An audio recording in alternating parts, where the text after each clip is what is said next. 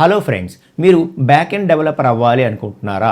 So ఎక్కడి నుండి start చేయాలి, అసలు దేని తర్వాత ఏది నేర్చుకుంటే బ్యాక్ ఎండ్ డెవలపర్ అవుతాము అని చెప్పి మీకు తెలియకపోతే ఈ వీడియోలో నేను చాలా క్లియర్గా ఒక స్టెప్ బై స్టెప్ ప్రాసెస్ లాగా కంప్లీట్ రోడ్ మ్యాప్ అనేది చెప్తాను.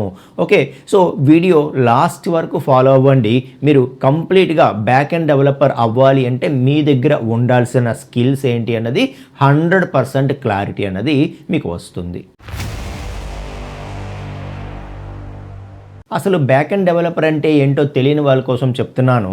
సో బ్యాక్ ఎండ్ డెవలపర్ అంటే ఎవరంటే, ఓకే, సో మనం ఏదైతే ఒక అమెజాన్ పేజో లేకపోతే ఒక ఫ్లిప్కార్ట్ పేజో లేకపోతే ఏదైనా వెబ్సైట్ తీసుకోండి, అది మనం ఓపెన్ చేసాము అంటే మనకి ఏదైతే కనిపిస్తుందో అదంతా కూడా ఫ్రంట్ ఎండ్తో డెవలప్ చేసిందనమాట. ఓకే, సో ఫ్రంట్ ఎండ్ కోసం HTML, CSS, జావా స్క్రిప్ట్, ఆ తర్వాత లైబ్రరీస్ కానీ ఫ్రేమ్వర్క్స్ కానీ, సో రియాక్ట్, యాంగులర్, వ్యూ ఇలాంటివన్నీ యూజ్ చేస్తూ మనకి ఫ్రంట్ ఎండ్ డిజైన్ అనేది చేస్తారు. అది మనం చూడగలుగుతున్నాం. ఓకే, సో మరి బ్యాక్ ఎండ్ డెవలపర్ అంటే ఎవరంటే, సో ఏదైతే మనకి కనిపించే ముఖం ఫ్రంట్ ఎండ్ డెవలపర్ అయితే కనిపించని బ్రెయిన్ అన్నది బ్యాక్ ఎండ్ డెవలపర్ అని చెప్పొచ్చు అనమాట. ఓకేనా, అంటే బ్యాక్ ఎండ్ వర్క్స్ చేసే ప్రతి ఒక్కరు కూడా బ్యాక్ ఎండ్ డెవలపర్ అవుతారు. సో బ్యాక్ ఎండ్ వర్క్స్కి కొన్ని ఎగ్జాంపుల్స్ చెప్పండి సార్ అంటే, ఇప్పుడు ఫర్ ఎగ్జాంపుల్ మనం ఏదైనా అమెజాన్ వెబ్సైట్ ఓపెన్ చేసాం అనుకుందాం. అప్పటి వరకు మనకి అక్కడ అకౌంట్ లేదు. Okay, so sign up click చేసాం. సో సైన్ అప్ క్లిక్ చేస్తే మనకు ఒక రిజిస్ట్రేషన్ ఫామ్ వస్తుంది వాళ్ళ వెబ్సైట్లో మనం జాయిన్ అవ్వడానికి. ఓకే, సో ఫిల్ చేస్తాము. సో అక్కడ వరకు ఏదైతే సైట్ ఓపెన్ చేసామో మనం చూస్తున్నాము, సైన్ అప్ మీద క్లిక్ చేసాము, రిజిస్ట్రేషన్ ఫామ్ వచ్చింది, ఫిల్ చేసాము, అంతవరకు ఫ్రంట్ ఎండ్ డెవలపర్ చేసిన వర్క్ మనకి కనిపిస్తూ ఉందన్నమాట. సో ఎప్పుడైతే ఫామ్ అంతా ఫిల్ చేసిన తర్వాత మనం sign up or register button click చేస్తామో, ఓకే, అక్కడ ఏం జరుగుతుందనేది ఎవరికి తెలియదు. ఆ బ్యాక్ ఎండ్, ఆ కనబడని వర్క్ ఎవరు చేస్తున్నారు అంటే, సో బ్యాక్ ఎండ్ డెవలపర్ చేస్తాడనమాట. ఏం చేస్తాడు back end developer? So user ఏదైతే ఆ ఫామ్ ఫిల్ చేశాడో ఆ డేటా అంతా తీసుకొని దాన్ని డేటాబేస్లోకి స్టోర్ చేయడం, స్టోర్ చేసిన తర్వాత సో రిజిస్ట్రేషన్ కంప్లీటెడ్ సక్సెస్ఫుల్లీ అని చెప్పి ఒక మెసేజ్ని తీసుకొచ్చి మళ్ళీ ఫ్రంట్ ఎండ్కి ఇవ్వడం, ఇదంతా కూడా ఎవరు చేస్తారు? బ్యాక్ ఎండ్ డెవలపరే చేస్తాడు. ఓకే, సో అలాగే మనకి అథెంటికేషన్ కూడా, లాగిన్ ఏదైతే సైన్ ఇన్ ఆర్ లాగిన్ ఉంటుందో క్లిక్ చేయగానే లాగిన్ ఫామ్ వస్తుంది. ఆ ఫామ్ చూపించడం వరకు ఫ్రంట్ ఎండ్ డెవలపర్ పని.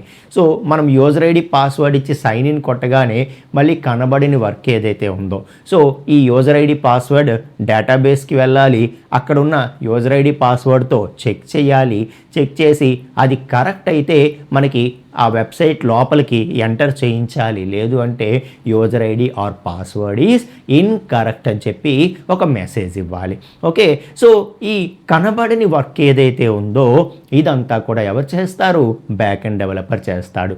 అలాగే APIs డిజైన్ చేయడం, okay, so application programming interface, rest APIs అవి డిజైన్ చేయడం. సో ఇలా కనబడని వర్క్స్ ఏవైతే ఉంటాయో ప్రతిదీ కూడా బ్యాక్ ఎండ్ డెవలపరే చేస్తాడు అని చెప్పి చెప్తున్నా.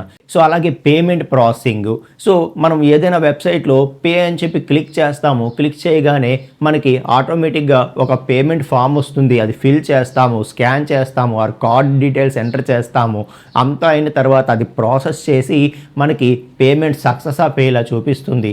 ఇదంతా కూడా ఎవరి వర్క్? ఇది కూడా కనబడిన వర్క్ కదా. ఎవరి వర్క్ ఇది? సో బ్యాక్ ఎండ్ డెవలపర్ వర్కే. ఓకే, సో ఇవన్నీ కూడా బ్యాక్ ఎండ్ డెవలపర్సే చేస్తారు కాబట్టి బ్యాక్ ఎండ్ డెవలపర్స్కి ఆ డిమాండ్ అనేది ఉంటుందన్నమాట.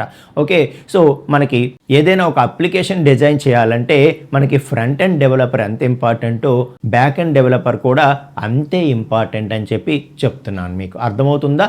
Right, what is back end developer అనేది మీకు అర్థమైంది కదా.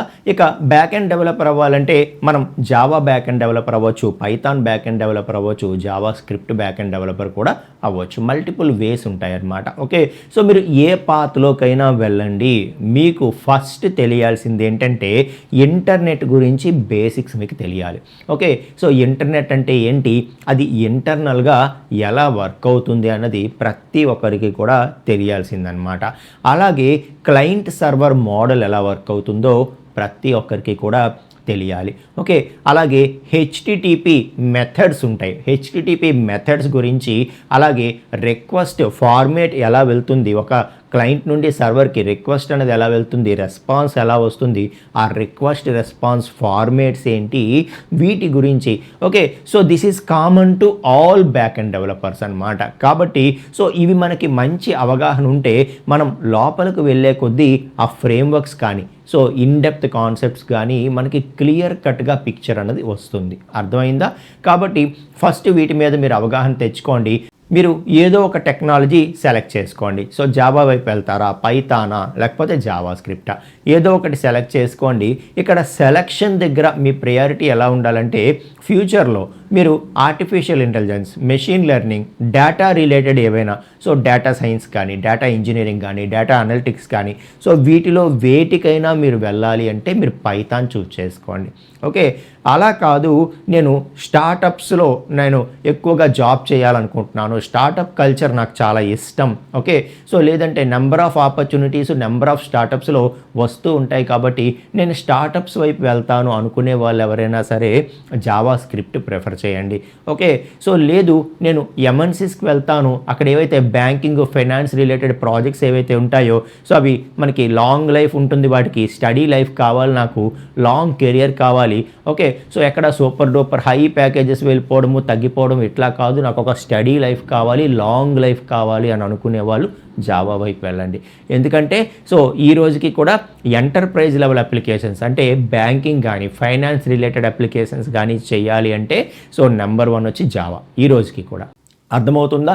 సో మీరు దాని ప్రకారం మీరు చూజ్ చేసుకోండి. లేదు మీరు ఆల్రెడీ ఒకటి చూజ్ చేసుకొని అది ఆ పాత్లో ఉంటే కనుక ఇప్పుడు నేను చెప్పానని మీరు మారిపోకండి. అర్థమైందా? సో ఏదో ఒకటి మనం స్టాండ్ అవ్వడం ఇంపార్టెంట్, దాని మీద నిలబడి దాని ఎండ్ పాయింట్ వరకు వెళ్ళడం ఇంపార్టెంట్ అనమాట. ఓకేనా? రైట్. సో ఇక మనం ఏదైతే అనుకుంటున్నామో ఆ పాత్ సెలెక్ట్ చేసుకున్న తర్వాత అందులో బేసిక్స్ అనేవి మీరు బాగా నేర్చుకోవాలి. ఫర్ ఎగ్జాంపుల్ జావా బేస్డ్ మీరు సెలెక్ట్ చేసుకుంటే కోర్ జావా చాలా బాగా నేర్చుకోవాలన్నమాట. అలాగే పైథాన్ అయితే బేసిక్ పైథాన్ ప్రోగ్రామింగ్ ఏదైతే ఉంటుందో అది చాలా బాగా నేర్చుకోవాలి. లేదు జావా స్క్రిప్ట్ అయితే సో ఆ జావా స్క్రిప్ట్ ఏదైతే కాన్సెప్ట్స్ ఉంటాయో అవన్నీ కూడా మీరు చాలా స్ట్రాంగ్ ఉండాలన్నమాట. ఓకే, సో ఫస్ట్ మనం ఆ బేసిక్ స్కిల్స్ మీద స్ట్రాంగ్ అయిపోతే నెక్స్ట్ మనం చేయాల్సింది ఏంటంటే డేటాబేస్ నేర్చుకోవాలి. ఓకే, సో డేటాబేస్ అన్నది కంపల్సరీగా రావాల్సిందే.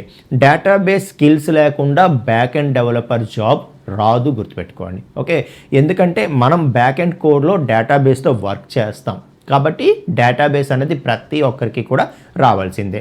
ఓకే, సో మీరు జావా కానీ పైథాన్ కానీ అయితే ఏదో ఒక ఎస్క్యూఎల్ బేస్డ్ లాంగ్వేజ్ నేర్చుకోండి. అది MySQL కావచ్చు, ఆర్కిల్ SQL కావచ్చు, ఏదైనా కావచ్చు. ఓకే, సో లేదంటే any other SQL language, any other SQL language ఏదైనా నేర్చుకోండి, నో ప్రాబ్లం.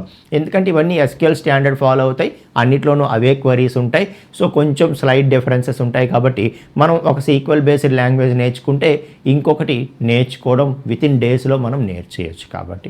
ఓకే, అదే మీరు జావా స్క్రిప్ట్ వైపు వెళ్తుంటే కనుక మీరు MongoDB నేర్చుకోవాలి. ఓకే, సో ఏదైనా సరే మీరు SQL బేస్డ్ లాంగ్వేజెస్ వైపు వెళ్తున్నారు అనుకోండి, మీకు కంపల్సరీగా క్వరీస్ రాయడం కానీ లేకపోతే ఏదైతే మనకి CRUD operations, basic CRUD operations compulsory తెలియాలి. ఓకే, వాటితో పాటు జాయిన్స్ కానీ, సబ్ క్వరీస్ కానీ, లేకపోతే ఇండెక్సెస్ కానీ, ట్రాన్సాక్షన్స్ కానీ ఇవన్నీ ఎలా చేస్తామో కంపల్సరీగా మీకు నాలెడ్జ్ అన్నది ఉండాలి అని చెప్పి చెప్తున్నాను. ఓకేనా? రైట్. సో ఇక నెక్స్ట్ మనం డేటాబేస్ స్కిల్స్ నేర్చుకున్న తర్వాత నెక్స్ట్ మనకి కొన్ని బేసిక్ నాలెడ్జ్ అనేది అవసరం అనమాట. ఏంటవి?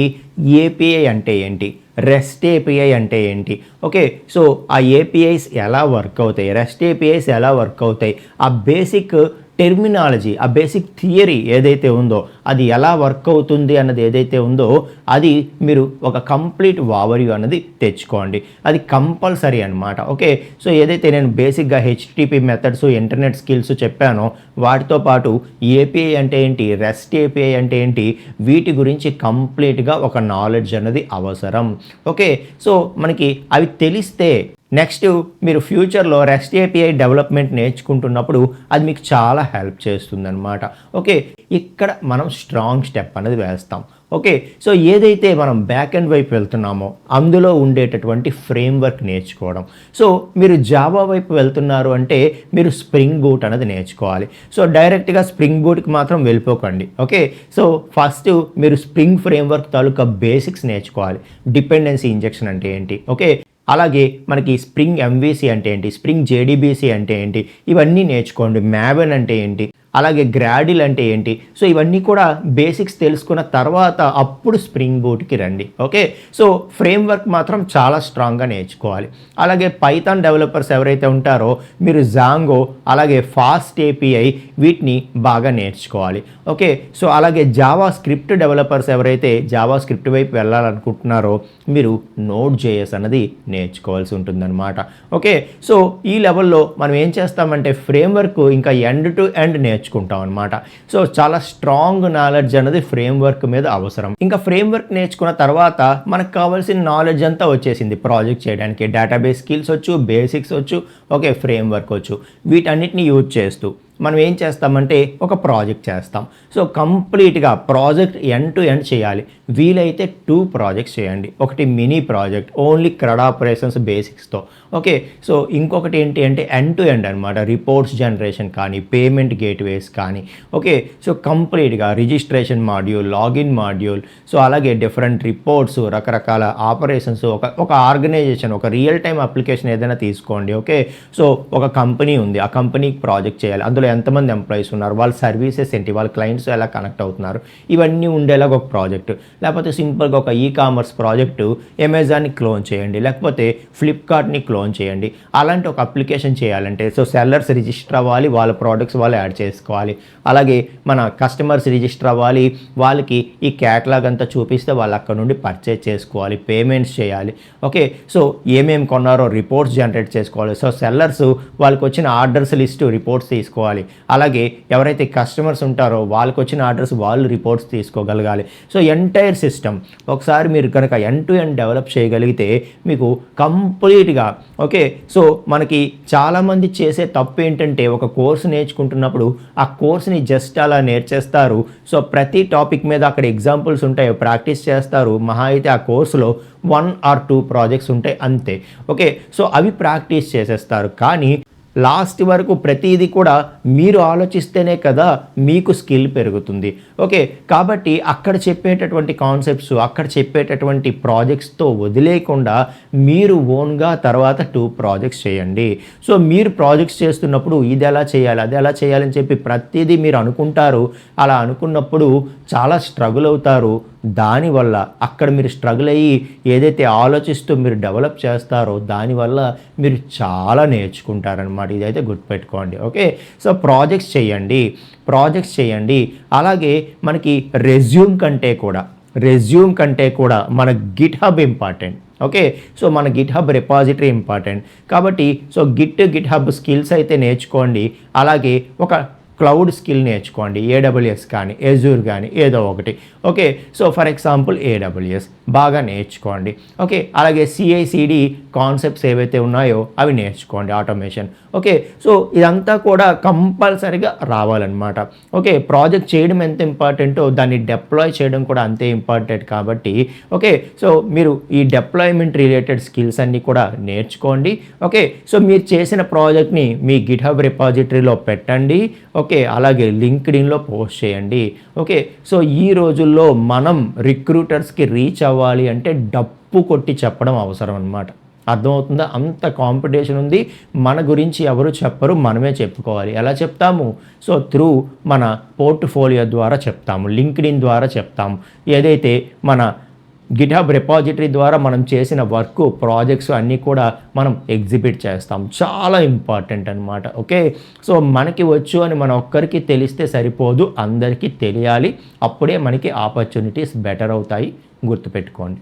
అలాగే మనం అడ్వాన్స్డ్ కాన్సెప్ట్స్ ఏవైతే ఉంటాయో సిస్టమ్ డిజైన్ స్కిల్స్ అని మనకు రావాలి. ఓకే, అంటే ఏదైనా ఒక అప్లికేషన్ డెవలప్ చేస్తున్నప్పుడు అక్కడ ఏ ఆర్కిటెక్చర్ ఫాలో అవుతున్నారు.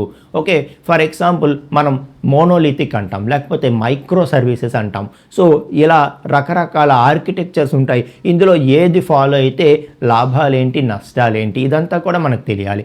అలాగే క్యాచీ ఇంప్లిమెంట్ చేయాలంటే రెడిస్ వాడతాం. ఓకే, ఏదైతే మెసేజింగ్ ఉందో దానికోసం కఫ్కా కానీ లేకపోతే ర్యాబిట్ ఎంక్యూ కానీ వాడతాం. సో అలాగే లాగింగ్ కోసం ఏం వాడతాం, ఇలా ప్రతిదీ కూడా మీరు అడ్వాన్స్డ్ లెవెల్లో స్టడీ చేయవలసి ఉంది. సో బ్యాక్ ఎండ్ డెవలపర్స్ కావాలి కంపెనీస్కి. అయితే ఏంటంటే ఎన్నాళ్ళలాగా ఓన్లీ నాకు కోడింగ్ వచ్చు అంటే కుదరదు. ఓకే, కంపల్సరిగా ఏఐ టూల్స్ నేర్చుకోవాలి. ఓకే, గిటబ్ కోపైలట్ కానీ, లేకపోతే మన క్లాడ్ కోడ్ కానీ, లేకపోతే కర్సర్ కానీ ఏదో ఒకటి మీరు సో ఫుల్ ప్లెడ్జ్డ్గా బ్యాక్ ఎండ్ డెవలప్మెంట్లో ఏ విధంగా యూజ్ చేయొచ్చు, దాన్ని యూజ్ చేస్తూ ఏ విధంగా కోడింగ్ జనరేట్ చేసుకోవచ్చు అన్నది మీరు కంపల్సరిగా నేర్చుకోవాలి. Okay, so back end developer strong skills ఉంటూ దాంతోపాటు ఏఐతో యూజ్ చేస్తూ దాన్ని కోడింగ్ జనరేట్ చేయగలిగి అది అండర్స్టాండ్ చేసుకొని అక్కడ నుండి ఎక్స్టెండ్ చేస్తూ దాన్ని మెయింటైన్ చేసే వాళ్ళు ఎవరైతే ఉంటారో వాళ్ళకి ఎప్పుడు కూడా బెస్ట్ కెరీర్ అన్నది ఉంది. ఇంకొకటి మీరు మైండ్లో గుర్తుంచుకోవాల్సింది ఏంటంటే ఓన్లీ బ్యాక్ అండ్ డెవలపర్తో ఆగిపోకండి ఫ్యూచర్లో. ఓకే, ఇప్పుడు ఓన్లీ బ్యాక్ అండ్ డెవలప్మెంటే మీరు కాన్సన్ట్రేట్ చేస్తున్నా కూడా ఫ్యూచర్లో ఫుల్ స్టాక్కి అప్గ్రేడ్ అవ్వండి. సో ఈ రోజుల్లో front and back and database మొత్తం వచ్చి ఒక ఫుల్ స్టాక్ డెవలపర్ ఎవరైతే ఉంటారో వాళ్ళకి డిమాండ్ అనేది బాగా ఉందన్నమాట. Okay, only front end only back end కాకుండా. So still yes, only front end only back అండ్కి జాబ్స్ ఉన్నాయి, బట్ ఫ్యూచర్ మాట్లాడుతున్నాను నేను. ఓకే, సో ఫ్యూచర్లో ఇంకా only full stack developer, minimum full stack development అనమాట. ఓకే, సో ఏదైతే రోడ్ మ్యాప్ చెప్పానో ఎగ్జాక్ట్గా ఫాలో అవ్వండి, ఖచ్చితంగా బెస్ట్ కెరియర్ అనేది మీకు ఉంటుంది. సో ఇలాంటి కంటెంట్ మీరు మిస్ అవ్వకూడదు అనుకుంటే వెంటనే ఛానల్ని సబ్స్క్రైబ్ చేసి పెట్టుకోండి. ఓకే ఫ్రెండ్స్, అలాగే మీరు జావా బేస్డ్ వెళ్ళినా లేదు పైథాన్ బేస్డ్ వెళ్ళినా so Django and Spring Boot, so ఏదైతే Python full stack and Java full stack complete courses అనేవి మన దగ్గర ఉన్నాయి. ఓకే, సో మీరు ఒక్కసారి మన తెలుగు వెబ్ గురు ఛానల్కి వచ్చి ప్లేలిస్టుల్లో ఇక్కడ చూడండి, ఈ కోర్సెస్ అన్నీ కూడా ఫుల్ కోర్సెస్ మన తెలుగులో నేను చాలా క్లియర్గా ఫుల్ కోర్సెస్ అనేది ఇక్కడ పెట్టడం జరిగింది. మీకు ప్రతి కోర్సులో కూడా ఫస్ట్ ఫ్యూ వీడియోస్ అనేవి ఫ్రీగానే ప్లే అవుతాయి, చూడండి. మీకు నచ్చితే కనుక సో కోర్స్ వైజ్ ప్రైసింగ్ అన్నది ఉండదు, కేవలం 479 జాయిన్ మెంబర్షిప్ మీరు తీసుకుంటే 1 మంత్ మీకు ఈ కోర్సెస్ అన్నీ కూడా ఓపెన్ అవుతాయి అన్నమాట. మీకు నచ్చిన కోర్స్ మీరు నేర్చుకోవచ్చు. ఓకే, ఇలా కాదు నాకు 1 మంత్ 2 మంత్ 3 మంత్స్ ఇలా కాదు, లాంగ్ టర్మ్ కావాలి అని అనుకుంటే మన వెబ్సైట్ ఓపెన్ చేయండి, teluguwebguru.in.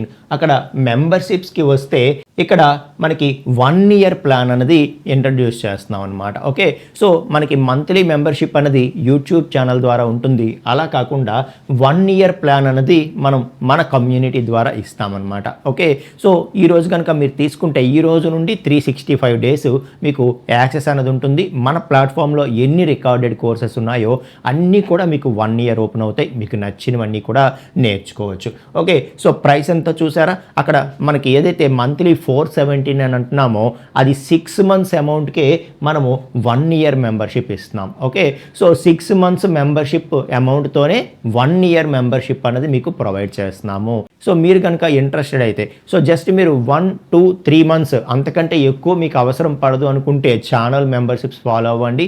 లేదు అంటే మీకు లాంగ్ టర్మ్ లెర్నింగ్ కావాలి అనుకుంటే ఇక్కడ మన ఇయర్లీ మెంబర్షిప్ ద్వారా మీరు నేర్చుకోండి. సో ఏదైనా సరే కోర్స్ వైజ్ పే చేయక్కర్లేదు. ఓకే, సో చాలా ఎక్కువ థౌజండ్స్లో పే చేయాల్సినటువంటి అవసరం కూడా లేదు. ఓకే, సో సింగిల్ అమౌంట్తో ఆల్ కోర్సెస్ మీకు యాక్సెస్ అనేది వస్తుంది. సో జస్ట్ 479 తీసుకున్న ఆల్ కోర్సెస్ యాక్సెస్ వస్తుంది 1 మంత్. లేదు మీరు ఈ 6 మంత్స్ అమౌంట్ ఏదైతే ఉందో 2874 ఇది తీసుకున్న మీకు 1 ఇయర్ 365 డేస్ యాక్సెస్ అనేది వస్తుంది అని చెప్తున్నా. సో హ్యాపీ లెర్నింగ్ అండి. నెక్స్ట్ వీడియోలో మనం ఇంకొక టాపిక్తో కలుసుకుందామండి. Thank you.